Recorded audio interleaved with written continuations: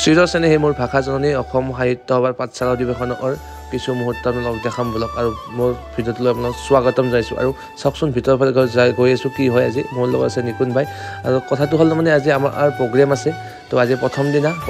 কাৰ্যসূচীত আমাৰ প্ৰগ্ৰেম আছিল আমাৰ 3টা গ্ৰুপ আছে বজাই নতুন আমি তাৰ প্ৰগ্ৰেম নহওঁতে আমি চাহ পানী খাই লওঁ এতিয়া তো বলকচোন আমাৰ প্ৰগ্ৰেম ষ্টাৰ্ট হ'ব অলপ দেৰিকৈ এতিয়া আমি সকলোৱে বহি লৈছোঁ ইয়াতে ধুনীয়াকৈ এতিয়া মূল মঞ্চখন এইখনেই হ'ব এনেকৈ আমাৰ ধুনীয়াকৈ প্ৰগ্ৰেমবিলাক সুচাৰুৰূপে চলি গ'ল আৰু চাওকচোন মঞ্চৰ ওপৰৰ পৰা দেখাইছোঁ আপোনালোকক তো এনেতে আমাৰ ইহঁতেও তাৰমানে ড্ৰেছ পাতি কৰি লৈছে ধুনীয়াকৈ আৰু চাওকচোন গোটেই ইমান ফূৰ্তি তাৰমানে গোটেইকেইটা চাওক গোটেইকেইটা আছে আমাৰ ইয়াতে তো ধুনীয়াকৈ প্ৰগ্ৰেম আৰম্ভ হৈ গ'ল তো মই লেপটপত ব্যস্ত